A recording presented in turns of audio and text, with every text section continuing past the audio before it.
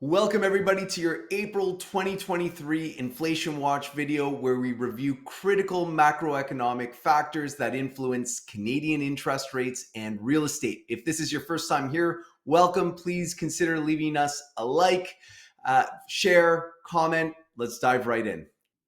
I'm excited because I found perhaps the best schematic of how the economy works.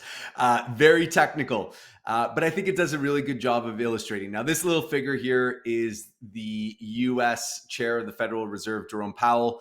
I'm sorry it's not Canadian-centric content. If there are any talented graphic designers out there, maybe we should take a look at putting Tiff's face on here. But I think it does a really good job of showing the cycle. We're somewhere between these two guys right here, between raise interest rates and soft landing. Here in Canada, we've already pivoted and stopped raising interest rates. And in the April Bank of Canada meeting, you hear a lot of rhetoric from the Bank of Canada saying everything's fine. It's going exactly as we expected. We anticipate a soft landing. They also interjected with some language about that the job's not done, that they'll have to raise, they're not afraid of raising interest rates further. And you'll never hear the Bank of Canada talk about a recession until it already is clear that they've already reached the floor down here. So I think this is really interesting and shows where we are. We're in this phase of soft landing.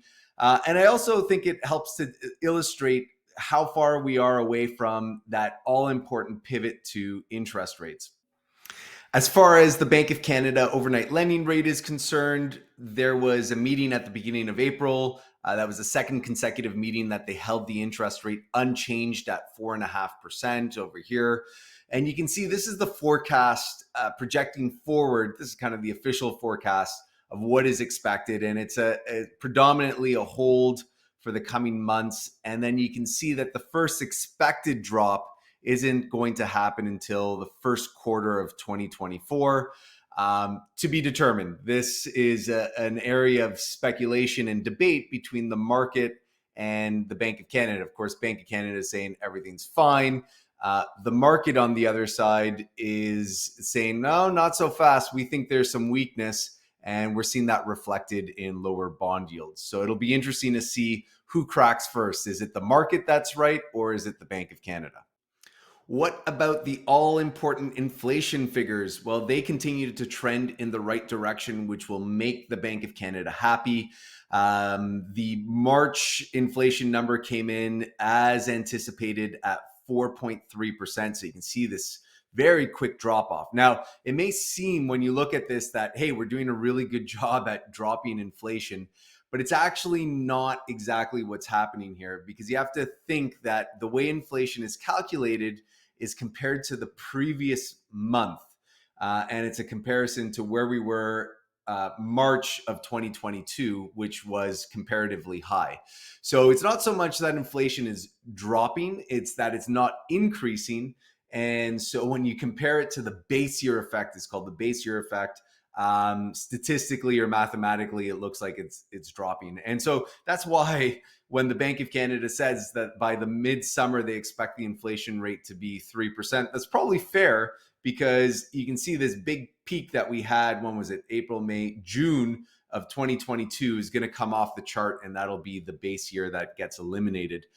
So yeah, we will see inflation in that 3% range quite soon, which will be nice to see.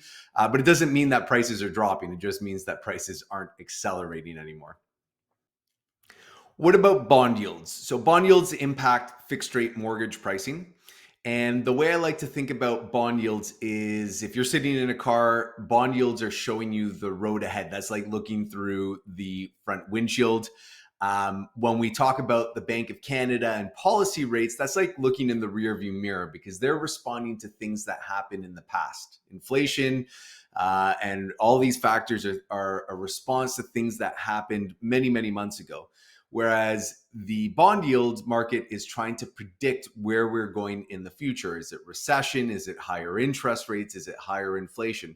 And this chart here is the Government of Canada 5-year bond yields over the last month. And you can see how it's yo-yoed around this 3% level here. It dropped in early April and then rose. And there are three factors that have caused the bond yield to rise.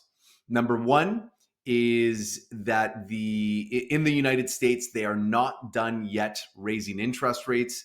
You can see here in this chart as of this week that there's all but a guarantee that that the Federal Reserve will increase the prime rate in the US. So that's going to elevate rates in the US, and that has an impact on Canadian exchange rates. The second factor is something that happened in mid-April, which was the oil powerhouse, which is OPEC Plus, announced that they were going to cut oil production by 2 million barrels a day. And in doing so, that drives up the price of oil, which drives up inflation risk. So that's a big risk that still exists in the markets and is currently being evaluated as to what impact that's going to have on inflation.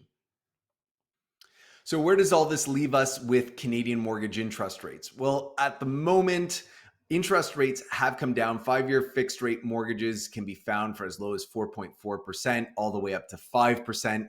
And that range really depends on the type of product, the insurability of it. I won't get into the details now, but there's a range between 4.4 and 5%.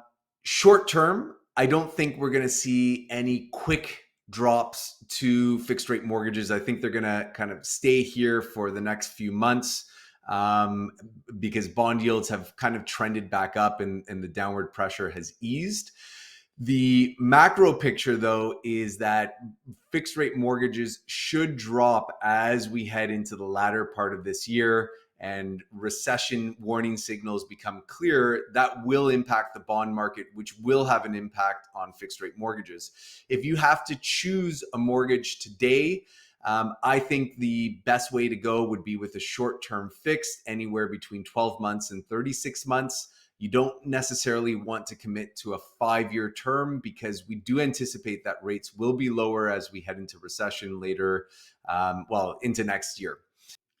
My name is Chris Mulder. I am a Toronto mortgage broker. I hope you found some value in today's video. If you did, please consider liking, please consider sharing. Until next time, bye for now.